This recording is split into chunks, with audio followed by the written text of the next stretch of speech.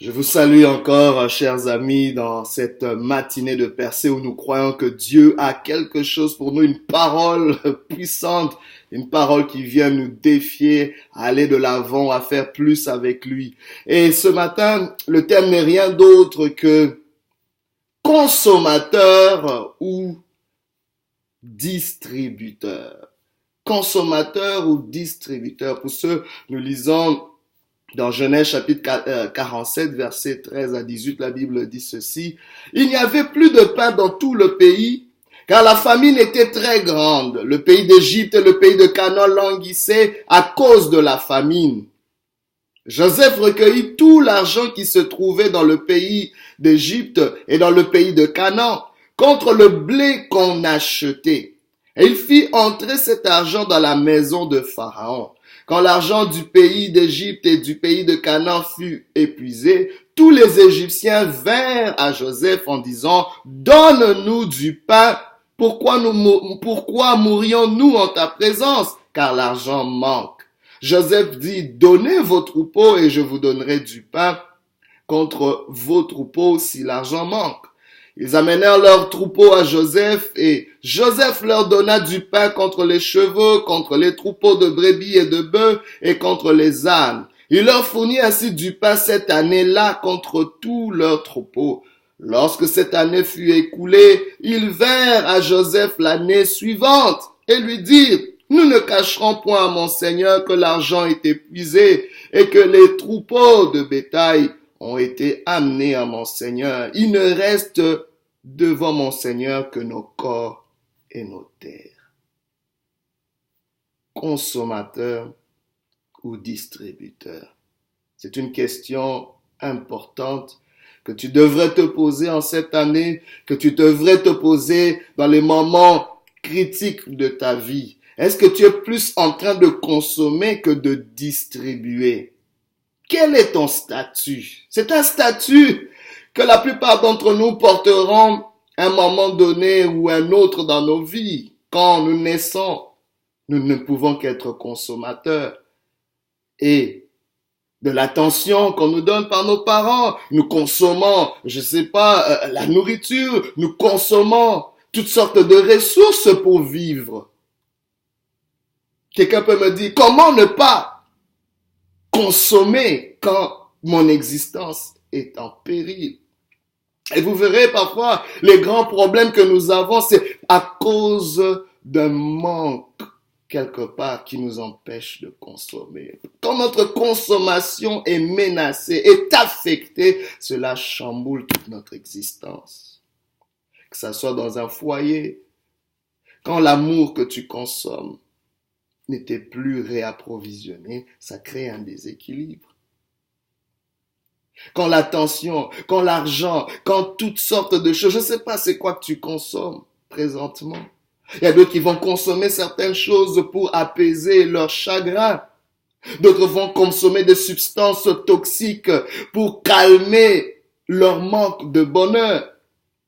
Je sais pas qu'est-ce que tu consommes. Je sais pas de quoi tu as soif. Mais laisse-moi te dire, à un moment donné dans ta vie, tu peux être consommateur. Mais la vie, tu ne dois pas que rester dans l'état de consommateur. Si tu t'es toujours défini comme un consommateur, en train de faire toutes sortes de choses pour garantir ta consommation, laisse-moi te dire que tu n'as rien compris à la vie. La vie ne peut pas être faite juste d'une consommation. Tu ne peux pas être un consommateur à l'excès, car tu finiras dans l'esclavage, comme nous voyons dans ce texte. Il y avait un peuple, oui, qui vivait une famine, oui, qui vivait une situation difficile, parce qu'il y avait 7 années de famine en Égypte qui ont précédé, en fait, il y avait 7 années d'abondance qui ont précédé 7 années de famine. Mais Dieu a suscité un homme du nom de Joseph qui a établi un plan de redressement économique, un temps d'équilibrer toutes les ressources de la nation. Et il a fait des grandes provisions, il a emmagasiné, il a stocké toutes sortes de provisions qui ont émané des 7 premières années d'abondance et il les a gérées pour enfin les distribuer lors des années de sécheresse. Quelle sagesse, Joseph Et il n'y avait parmi eux aucun qui pouvait avoir cette révélation. Mais la Bible nous montre que c'est Dieu qui lui a donné cette sagesse-là. C'est pour ça qu'il était établi comme le premier ministre d'Égypte. Mais on voit une situation assez particulière où le peuple, à un moment donné, avait épuisé le stock de blé que Joseph leur avait distribué. Et à un moment donné, ils n'avaient plus assez. Et qu'est-ce qu'ils se sont dit? Écoute, on n'a plus de pain. Et la famine est très grande. Et à un moment donné, ils devaient donner leur argent contre le blé, contre le pain.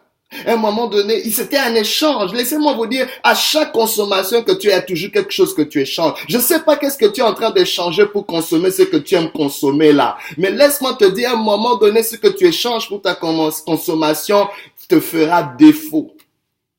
Que fais-tu quand tu ne sais plus rien échanger pour consommer quelque chose?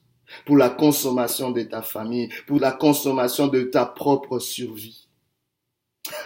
Laissez-moi vous dire, Dieu a dit une chose assez particulière dans Matthieu 4. L'homme ne vivra pas de pain seulement, mais de toute parole qui sort de la bouche de l'Éternel. C'est-à-dire que Dieu n'a pas établi l'homme pour consommer quoi que ce soit. Pour n'être qu'un consommateur de pain, pour n'être qu'un consommateur de tout ce qui peut soutirer des autres. Mais Dieu dit, je peux déposer en toi une parole. Oh my God, une parole dans ton esprit qui fera de toi un distributeur. Parce que la parole de Dieu que nous consommons peut faire de nous un distributeur, peut éveiller notre conscience, peut réaliser que nous avons des dons et des talents, des capacités où Dieu peut nous positionner comme distributeurs. C'est ainsi que Joseph était ce leader qui pouvait distribuer. Même quand ils étaient limités, ils devenaient toujours à la source, c'est-à-dire Joseph. My God, laisse-moi te dire que quand tu te positionnes comme un distributeur, tu te positionnes comme une source. Et une source sera toujours réapprovisionnée. Une source ne peut pas tarir tant aussi longtemps qu'elle distribue. Tant aussi longtemps que tu es un distributeur, tu ne manqueras de rien. Laisse-moi te dire, c'est la formule que Dieu te donne. Mais si tu te positionnes toujours comme un consommateur, à un moment donné, cela manquera. Et à un moment donné, tu échangeras même ta propre vie, même la vie de tes enfants. Tu risques d'hypothéquer ce que tu ne dois pas hypothéquer. Tu risques de vendre même ton corps. On a vu des gens parfois à cause de manque de consommation, à cause de la pauvreté, qui ont vendu leur corps, qui ont vendu leur innocence, qui ont vendu même leur dignité. On a vu des gens qui ont vendu tout ce qu'ils avaient, leur valeur, simplement pour garantir leur consommation. Dieu ne veut pas que tu puisses dévaluer à cause de ta consommation. Bien-aimé, laisse-moi te dire, quand ta valeur commence à baisser à cause de ce que tu consommes, il y a quelque chose qui ne va pas. Je te le dis, à chaque fois que tu sais plus regarder les gens en face, à chaque fois que ton nom est bradé parce que tu l'as échangé juste pour consommer quelques miettes qui finiront un jour. Ce que tu consommes finira. Mais quand tu te positionnes comme un distributeur, il y aura toujours un réapprovisionnement. Le but de Dieu, quand il t'envoie sur ce monde, la Bible déclare, il a créé l'homme à son image et à sa ressemblance afin qu'il domine sur les ressources de la terre. Qu'il domine sur la terre. Parce que tel Dieu est dans les cieux, tel nous sommes sur la terre. Dieu t'a créé pour régner, pour dominer sur un domaine, sur une certaine sphère d'influence. Mais comment tu le fais? C'est en reproduisant. Un distributeur, c'est quelqu'un qui reproduit. Un distributeur, c'est quelqu'un qui se reproduit. C'est quelqu'un qui est créatif. C'est quelqu'un qui va trouver des voies et moyens pour assurer la pérennité des autres. Un distributeur ne se voit pas juste lui. C'est ainsi que quand ils venaient vers Joseph, Joseph pouvait trouver d'autres mécanismes pour assurer leur consommation. Il dit, voilà, comme il vous manque de l'argent, maintenant, vous pouvez amener tous vos bœufs, tous vos moyens de production. My God. Je sais pas si vous comprenez ce texte. Avant, ils échangeaient juste l'argent pour consommer quelque chose. Mais à un moment donné, ils ont commencé à échanger même leurs bœufs, leurs ânes, c'est-à-dire leurs moyens de productivité, c'est-à-dire leurs moyens de production, c'est-à-dire leur business, leurs entreprises, cette chose qui pouvait garantir leur lendemain, ou même le lendemain de leurs enfants. Ils étaient en train d'hypothéquer tout ça parce qu'ils avaient faim. Je sais pas ce que tu as faim faim te pousse à faire. Il y a quelqu'un peut-être que tu as faim d'attention. Tu es tellement en carence d'attention que tu es prêt à sacrifier n'importe quoi pour avoir cette attention, cette affection, ou je sais pas, ces choses, peut-être ces beaux vêtements, ou je ne sais pas, ce statut. Tu es prêt à tout sacrifier pour ça. Laisse-moi te dire, il y a des choses qu'on ne peut pas sacrifier. Vous n'avez même la nature nous apprend, nous enseigne. Un fruit, quand tu prends un fruit, il y a toujours une portion du fruit qu'on ne mange pas. Il s'agit du noyau, il s'agit de la graine. On ne mange pas ces choses-là. Pourquoi? Parce que dans la graine, dans le noyau du fruit, est caché le prochain fruit. Parce qu'aujourd'hui tu consommes, mais demain tu auras aussi besoin de consommer. Mais il faut établir un système. Le distributeur est celui qui fonctionne de façon systémique. C'est-à-dire Dieu a établi un système. Quand vous regardez dans Genèse, Dieu n'a pas créé plusieurs hommes. Il en a créé un et à partir de celui-là, tous les autres ont été créés. Dieu n'a pas créé des multitudes d'arbres. Il a créé des premiers arbustes et puis de ces arbustes-là, il a assuré la création, la reproduction des autres arbustes. Dieu fonctionne dans des systèmes.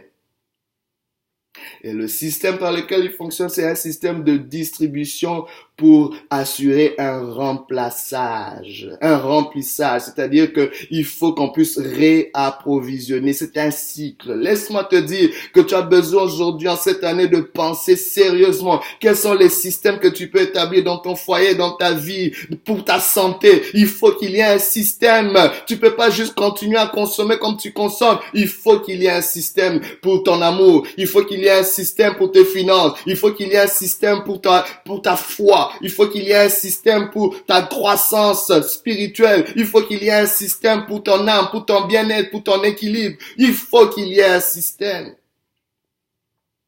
Et Joseph établit ceci. Il dit non, donnez-moi. Parce que regardez le langage. Tout se distingue par un langage. Consommateur ou distributeur. Le consommateur va dire donne-moi. C'est ce qu'ils ont dit. Donne-nous du pain. Pourquoi mourrions-nous? En fait, dans le langage du consommateur, il veut qu'on donne. C'est le verbe donner. C'est le verbe c'est-à-dire donne-moi. Que cela sorte des autres pour que moi je consomme. Et puis, dans le langage du consommateur, le consommateur va toujours voir sa mort. Il voit toujours sa mort imminente. Il dit, pourquoi mourrions-nous en ta présence? Car l'argent manque. Le consommateur verra toujours ce qui lui manque. Il verra jamais ce qu'il a. Or, Dieu agira toujours à travers ce que tu as et passe à travers ce que tu n'as pas. Dieu va commencer son miracle à travers ce que tu as. Mais tu peux pas voir ce que tu as si tu fonctionnes comme un consommateur. Parce que le consommateur n'a des yeux que sur ce qui manque. Mais le distributeur regarde à ce qu'il a, même si c'est peu. Il va penser comment ce peu peut être multiplié par un système. Dieu a établi le système, la loi de la semence et de la moisson. Il sait que je peux semer une petite graine qui va produire toute une récolte, qui va produire des arbres fruitiers, qui va produire une grande moisson. Le distributeur fonctionne dans cette pensée-là. Le distributeur fonctionne dans une pensée où il sait que il faut que je meure pour reproduire. My God, il faut que je me sacrifie. Il faut que quelque chose se sacrifie, soit sacrifié pour produire davantage. De la même façon, avant qu'un fruit puisse produire plusieurs, il faut qu'il puisse mourir à terre. La graine doit mourir à terre afin de reproduire davantage. Laisse-moi te dire, si tu fonctionnes seulement comme un consommateur, tu risquerais de mourir. Ton lendemain ne sera pas assuré, celui de tes enfants. Il faut qu'on sorte de cela. Oh, je parle à toutes ces nations du tiers-monde qui continuent à fonctionner comme des consommateurs. Il faut qu'on sorte de ces systèmes de consommateurs. Nous devons devenir des distributeurs. C'est pas vrai que Dieu t'a amené, que Dieu a établi certaines nations pour n'être que des consommateurs. Non. Chaque nation a reçu quelque chose qu'elle peut distribuer, quelque chose qu'elle peut, oh my God, qu'elle peut organiser, qu'elle peut bien préparer, qu'elle peut emballer pour distribuer aux autres, pour répondre aux besoins des autres. Le distributeur, c'est celui qui se positionne pour répondre aux besoins des autres autour de lui, pour solutionner des problèmes. Le distributeur n'a pas peur de se sacrifier, n'a pas peur de sacrifier le peu qu'il a parce qu'il sait que dans ce sacrifice se cache la moisson, se cache la récolte. Et le distributeur ne voit pas les choses à court terme mais à long terme. Le distributeur peut décaler ses besoins, c'est-à-dire que j'ai pas besoin d'être gratifié maintenant, je serai gratifié plus tard. Aujourd'hui, j'accepte de souffrir un peu pour manger davantage demain. Et pas seulement pour manger, mais pour nourrir d'autres. My God, Joseph s'est positionné comme le nourricier de toute l'Égypte et des pays alentours. Mais vous savez, la clé de Joseph, c'était ceci. Joseph n'est pas devenu distributeur simplement parce qu'il était positionné comme premier ministre. C'est l'excuse peut-être que tu peux dire, oh mais quand je serai grand, quand j'aurai une position digne, je pourrai distribuer. Non, Joseph a été distributeur même en prison. Rappelez-vous, quand vous lisez plutôt dans Genèse, vous voyez Joseph en prison qui se positionne comme un distributeur, où il va se soucier du bien-être des autres prisonniers autour. Et en se souciant de leur bien-être, Dieu lui a donné la carte de visite de son élévation. Toi, peut-être qui as commencé cette année avec des difficultés. Toi, peut-être que tu es dans des conditions où il y a des choses qui manquent. Laisse-moi te dire, aujourd'hui, Dieu te dit, ne regarde pas ce qui manque, mais regarde le peu qu'il y a qui peut être reproduit. Jésus-Christ est mort à la croix pour que toi et moi, on soit une moisson d'âme. Pour que toi et moi, on soit cette reproduction de la semence qu'il était qui est mort. Aujourd'hui, si tu entends sa voix, n'endurcis pas ton cœur, accepte-le. Mais ne restons pas juste consommateurs. Même ce message, partage-le à quelqu'un d'autre. Sois un distributeur de ce message. Sois un distributeur de la parole. Que Dieu te bénisse, qu'il te fasse du bien et qu'il te fortifie. Que Dieu te révèle cette formule de distributeur. Ne reste pas un consommateur. Que Dieu te bénisse et qu'il te fasse du bien. Alléluia.